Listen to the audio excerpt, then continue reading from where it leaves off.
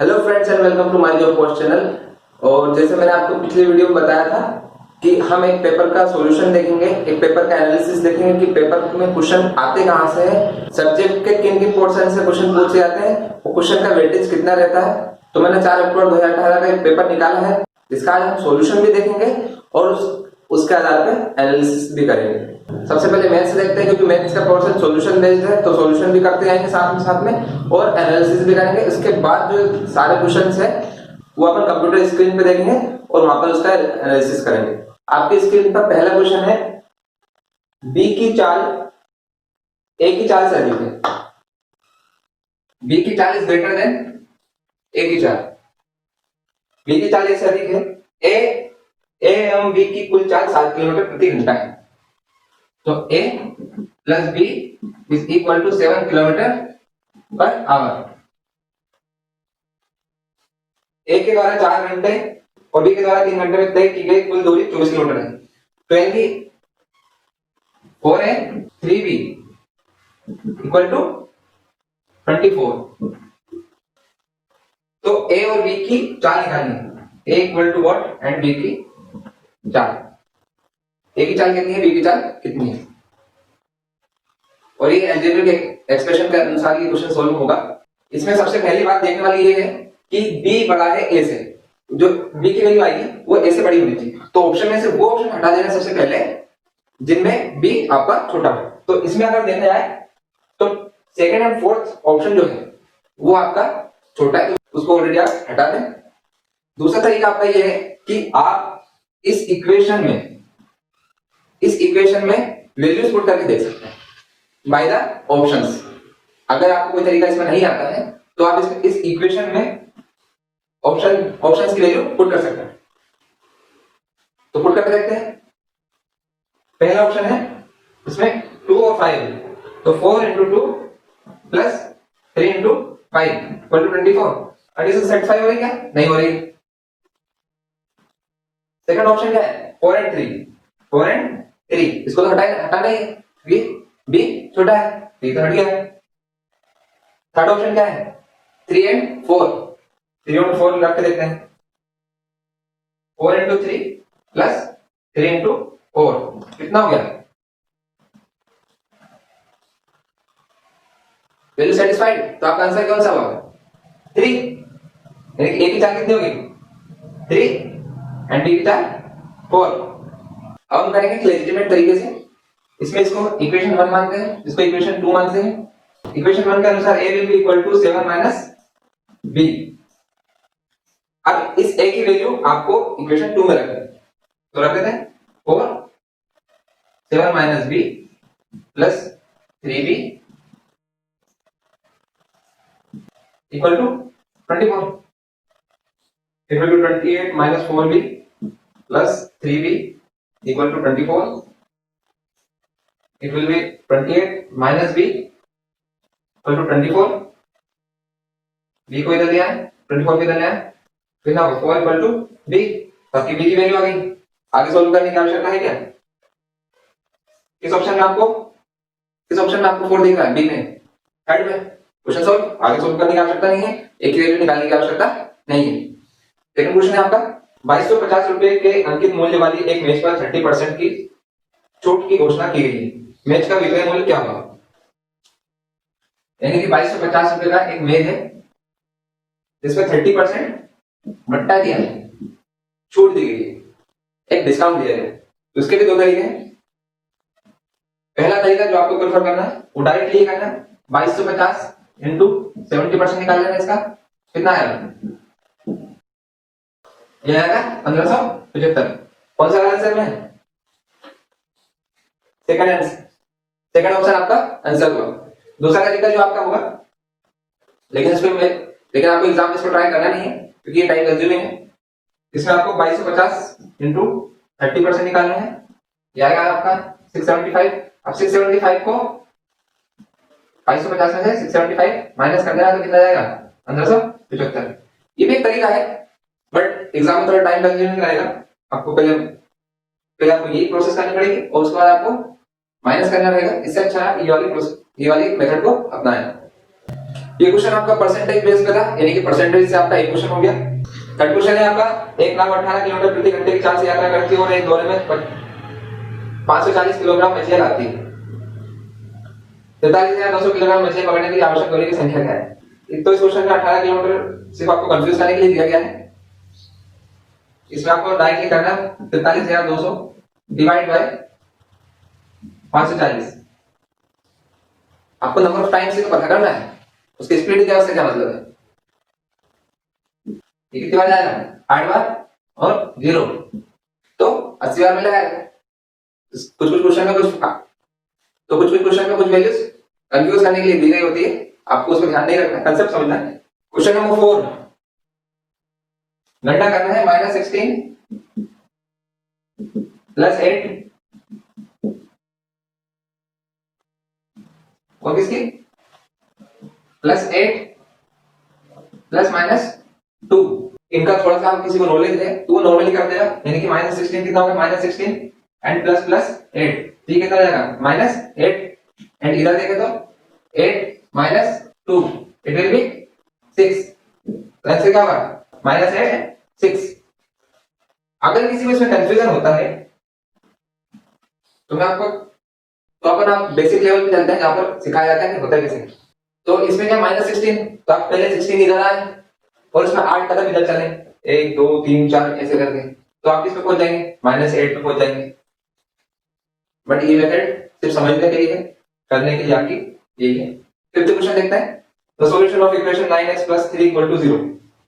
9x + 3 = 0, इसका solution क्या है इसके?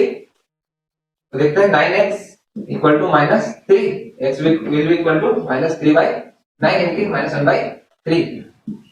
ये किस फॉर्म में है? ये p/q के फॉर्म में है। p/q के फॉर्म में कौन होता है?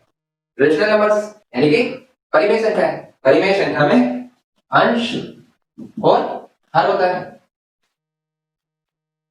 Numerator and denominator, normally basic solution है। ये क्वेश्चन आपका नंबर सिस्टम से था। अब अगला क्वेश्चन देखते हैं। Question number 6। एक बक्से में 45 बिजली के बल्ब हैं जिनमें 20 दोषपूर्ण है। टोटल कितने हुए?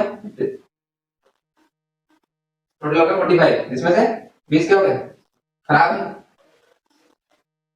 If the bulb is chosen at random from the box, then what is the probability that the chosen bulb is defective? ये आपका प्रोबेबिलिटी का क्वेश्चन है।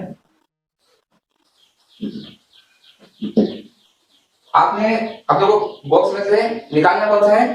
जो कि खराब है। खराब कितने हैं? 20 और टोटल कितने हैं? 45। प्रोबेबिलिटी आपकी जो होती है वो कभी भी 1 से ज्यादा नहीं होती, 0 और 1 के बीच में ही होती है। तो इसको डिवाइड कर दो 4/9। 4/9 कौन सा है? फर्स्ट वाला ऑप्शन आपका सही है। इसमें क्या है कि 20 आपके जो खराब वाले बल्ब है वो निकाले आपने। टोटल कितने हैं? 45, तो यानी कि टोटल बटा चूजन ओके 4/9। सिंपल क्वेश्चन था। तो नेक्स्ट क्वेश्चन है 7th क्वेश्चन। 486 के साथ एक लघुत्तम संख्या को गुणा करके एक पूर्ण वर्ग प्राप्त किया जाता है। इस प्रकार प्राप्त वर्ग का वर्गमूल ज्ञात करें। तो 486 आपको एक नंबर दिया गया है, इसमें एक किसी भी x का गुणा करके आपको एक पूर्ण वर्ग प्राप्त होगा। ये क्वेश्चन है। इसमें करने के लिए 486 का आपका प्राइम फैक्टर निकालना है। 2 × 2 2 × 3 × 3 × 3 × 3 × 3। ये आपका प्राइम फैक्टर हो गया 486 का। कॉमन फैक्टर कौन से हो गए? Common factor 3। अनकॉमन कौन से हो गए? हो गए 2 और 3। अनकॉमन कौन से हो गए? 6। अनकॉमन संख्या कौन सी आ गई? 6। तो 486 में 6 कर दिया तो ये आएगा 2916 एंड ये आपका स्क्वायर है 54 का। 54। तो थर्ड ऑप्शन जो आपका है वो सही है। ये भी आपका नंबर सिस्टम में भेजते हैं कि नंबर सिस्टम से काफी क्वेश्चन आते हैं। क्वेश्चन नंबर 8 है 2 घंटे में एक टैंक को भरने के लिए 8 पाइपों की आवश्यकता होती है। 2 घंटों में एक टैंक को भरने के लिए 8 पाइप की आवश्यकता होगी। एक टैंक भरा गया आपका। 5 पाइपों का प्रयोग करके कितना समय लगेगा? तो यानी कि 5 × x बटे 1 भरना तो वही 2 घंटे 8 पाइप भरना किसको? एक को। और 5 पाइप का टाइम आपको अननोन है और भरना एक को ही है। तो इसे इक्वेशन में लिखें 16 बटे 5 इक्वल टू x। ये 16 घंटे हैं एक तरह से और 5 पाइप है, तो इसको डिवाइड करते हैं, ये हो गया 3, बचा कितना 1 घंटा। 1 घंटा यानी कि 60 मिनट, 16 मिनट, 1 घंटा यानी कि 60 मिनट, 60 बाई 5 12 यानी कि 3 घंटे और 12 मिनट। आपका आंसर हो जाएगा ऑप्शन नंबर 1 आपका करेक्ट आंसर। तो ये टाइम एंड वर्क का एक क्वेश्चन आ गया आपका। क्वेश्चन से आपके बहुत इजी, सिर्फ कंसेप्ट समझना है आपको।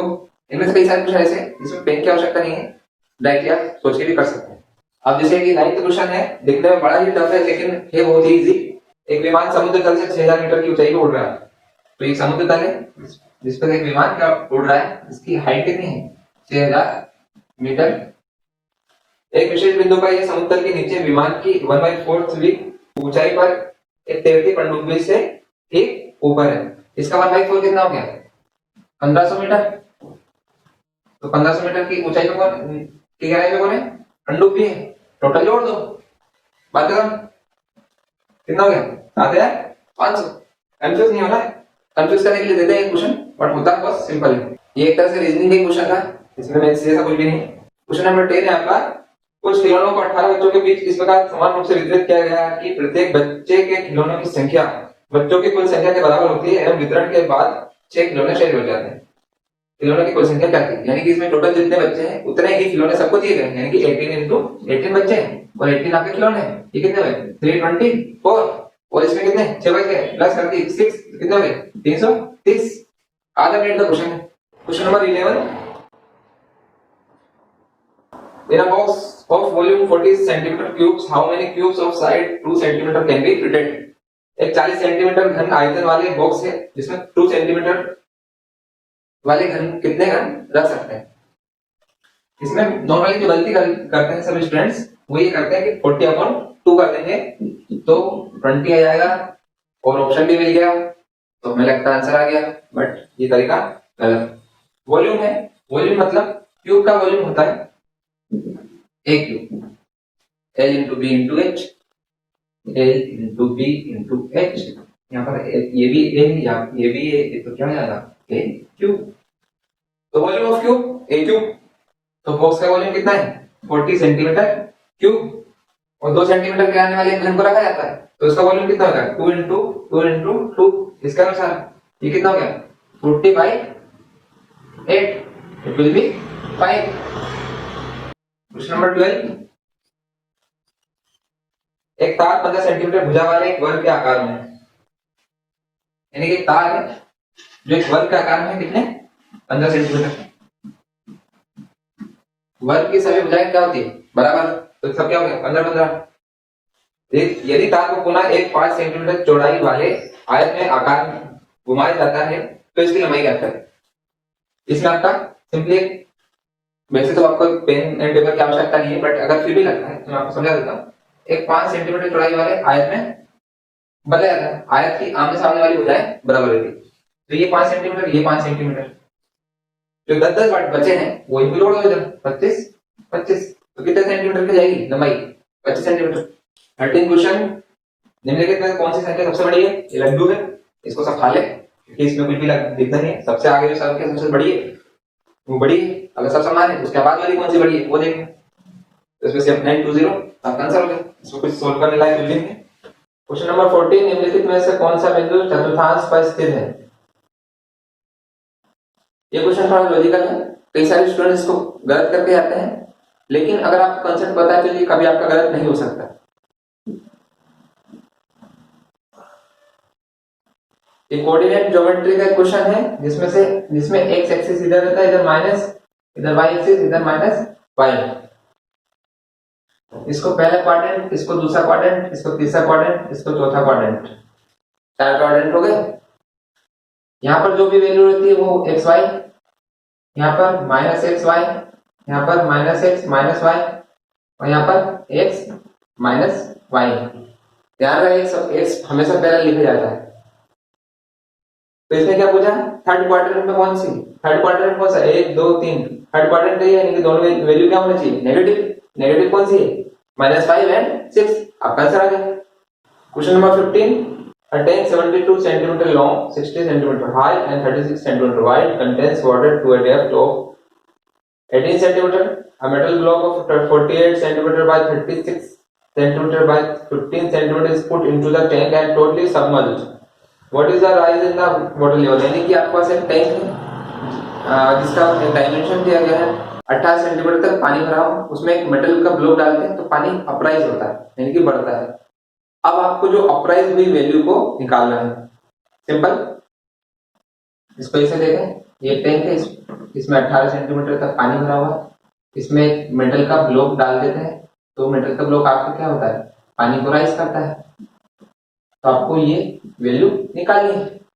इसके लिए क्या करें, इसका वॉल्यूम निकालें। इसका वॉल्यूम क्या होता है, A into B into H. फिर इसका वॉल्यूम निकालें, इसका वॉल्यूम भी L into B into H. दोनों को क्या कर दें, जोड़ दें, दोनों को जोड़ना है। यानी कि आपको 72 इंटू 36 इंटू 18, क्योंकि 18 तक भरा हुआ है, अपने को 36 से कोई मतलब नहीं, आप यहाँ तक 36 है, इससे कोई मतलब नहीं। प्लस क्या कर देना, ब्लॉक कितना है 48, 36 इंटू 15, ये आपका टोटल आ जाएगा 72576। यहाँ तक आपका वॉल्यूम का आपकी वैल्यू आ गई। अब आपको इसका टोटल वॉल्यूम निकालना है, तो ये आपका टोटल वॉल्यूम आ गया। इसको L into B into H के सामने रख दीजिए। L आपको पता है 72, B आपको पता है 36, H निकाल लीजिए। यानी कि क्या हो जाएगा 72 इंटू 36, ये कितना जाएगा 28। तो आपकी हाइट कितनी आ गई 28। अब आपको निकालना क्या था कि पानी कितना बढ़ा, यानी कि 28 अगर आपकी टोटल है, माइनस कर दिए 18, 10 सेंटीमीटर, यानी कि 10 सेंटीमीटर आपका हाइट बढ़ी पानी उस ब्लॉक को डालने के बाद। ये क्वेश्चन ठीक था, इसमें थोड़ी मेहनत थी, वो कंसेप्ट भी था। क्वेश्चन नंबर 16 जो कि सिंप्लीफिकेशन के ऊपर बेस्ड है, -5 की पावर 5, -5 की पावर 6, 5 की पावर 2। ठीक है, ये पावर 5 है तो यानी कि नेगेटिव तो आपका रहेगा, तो ये 5 की पावर 5 रहने दीजिए। ये पावर 6 है यानी कि ये पॉजिटिव जाएगा तो 5 की पावर 6, और 5 की पावर क्या है 2 है, इसको 2 रहने दीजिए। जब आपके बेस वैल्यू सही है, जब आपकी बेस वैल्यू सेम है, यानी कि 5 5 5 सेम है, तो ऊपर की जो घात है आपकी, जो भी आपकी पावर है वो आपकी वो जुड़ जाती है। तो यहाँ पर क्या हो जाएगा -5, 5 प्लस 6 प्लस 2 कितना हो गया -5 की पावर 13। सही आंसर ऑप्शन नंबर 1 आपका सही हो जाएगा। अगला क्वेश्चन भी इजी है, बट इसको कई सारे लोग गलत कर देते हैं क्योंकि उनको ये पता नहीं होता कि घटाना किसमें से किसको है। 6ab - 4a² - 8b², इसमें से किसको हटाना, 4a², 4a² 4a² को हटाना है, -ab - 11ab plus 7b², 7b²। अब यहाँ पर आपको बात ध्यान देने की आवश्यकता ये है कि मैंने अलग अलग लिखा, तो इसको अलग अलग लिखने से इसकी वैल्यू तो चेंज नहीं रहेगी, ये तो वही फॉर्मूला, ये तो वही एक्सप्रेशन, इसलिए मैंने 4a को बीच में कर दिया क्योंकि इनमें से घटाना है। आपको ये इसमें से नहीं घटा सकते, तो इसको माइनस करना है, तो माइनस करेंगे तो ये माइनस से क्या हो जाएगा प्लस, ये प्लस है तो ये माइनस हो जाएगा, और ये प्लस है तो माइनस हो जाएगा। अब देखते हैं ये क्या हो जाएगा 17ab, ये हो जाएगा -8a², ये हो जाएगा 15b²। ठीक है, तो कौन सा आंसर हो जाएगा आपका ऑप्शन नंबर 3, जिसमें -15b² प्लस 17ab -8a²। तो इस प्रकार से करना है, यानी कि जो भी आपका वेरिएबल है उसी में से आपको माइनस करना है। नॉर्मल बहुत सिंपल क्वेश्चन है, फालतू में नंबर लगा हुआ है। क्वेश्चन नंबर 18 सिंप्लीफाई करने का क्वेश्चन है, सिंप्लीफिकेशन का बहुत क्वेश्चन आए हैं। a - 2 b whole -2 ab -3 ab -5 की पावर -1। अब सिंपली आपको इसका नॉर्मली -5 का खेल थी, अगर इस पे देखेंगे तो क्या हो जाएगा ए 4 क्योंकि minus minus plus 2 into 2 4 B minus 2 A minus 3 cube B minus 3 cube and A minus 1 and B 5। ठीक है, नेगेटिव नेगेटिव मल्टीप्लिकेशन के होके क्या हो जाते हैं पॉजिटिव, ये तो पता है ना आपको। Plus plus plus plus minus minus, इस पर डिपेंड करता है आपकी वैल्यू कौन सी ज्यादा बड़ी है। प्लस अगर बड़ी है तो प्लस, माइनस अगर बड़ी है तो minus. Plus into plus plus minus into plus minus minus into minus plus. ये सो अभी पिछले क्वेश्चन में मैंने बताया था आपको, अगर बेस वैल्यू सेम है तो आपकी पावर्स क्या हो जाती है 8 हो जाती है। तो a 4 minus 3 minus 1 b minus 2 minus 3 plus 5, ये क्या होगा a0 b0, जहां पर पावर 0 होती है उसकी वैल्यू क्या होती है 1। करेक्ट आंसर आपका क्या हो गया 1। क्वेश्चन नंबर 19 देखने में बहुत ही कठिन है बट है बहुत सरल। सोल्व कीजिए 32 इंटू 23 की पावर 3। तो इसमें नॉर्मली करना कुछ नहीं है, आखिरी के दोनों यूनिट डिजिट यानी कि 2 और 3 को करिए मल्टीप्लाई। 2 इंटू 3 ये होगा 6, 6 की पावर अगर आप 3 कर देंगे तो आखिर में 6 आएगा। आखिर में 6 किस ऑप्शन में आता है फर्स्ट में सोल्व, इसके अलावा इसमें भी 6 नहीं है, आपको सोल्व हो गया, मल्टीप्लाई करने की आवश्यकता नहीं है, ज्यादा टाइम वेस्ट नहीं करना। क्वेश्चन नंबर 20, x को 128 से गुणा किया जाता है और प्राप्त गुणनफल को 360 से घटाया गया है। x को 128 से मल्टीप्लाई किया और प्राप्त गुणनफल को 360 से घटा दिया। 360 ये हो गया, इसको इसमें से घटा दिया, क्या जाएगा 360 माइनस 128x। तो ये लड्डू क्वेश्चन है, इनको घबराना नहीं है, इनको देखकर बहुत नॉर्मली हो जाते हैं, ये सिर्फ आपको नंबर देने के लिए आते हैं। अगर आप इसमें थोड़ा समझदारी के साथ काम करें तो बहुत अच्छे से स्कोर कर सकते हैं। ये आपका मैथ्स का पोर्शन हो गया। मुझे लगता है वीडियो थोड़ी लंबी हो गई, इसलिए मैं आपका जो बाकी 4 पोर्शन है उनको आपको कंप्यूटर स्क्रीन पे आपको एनालाइज करके बता दूंगा, वहां पर सॉल्यूशन करके बता दूंगा। मैथ्स के लिए मैथ्स का सॉल्यूशन आवश्यक थी, इसलिए मैंने आपको बोर्ड पे करके दिखाया। अगर इसमें से आप एक भी क्वेश्चन आपसे पूछा जाए कितना टफ था, तो मुझे नहीं लगता कि आपको ये लग रहा होगा कि बहुत टफ था, आप 20 में से 20 मार्क्स सिक्योर कर सकते थे। इसलिए मैं बोलता हूँ बहुत ही इजी होता है व्यापम का मैथ्स, सिर्फ आपको प्रैक्टिस करने की आवश्यकता है।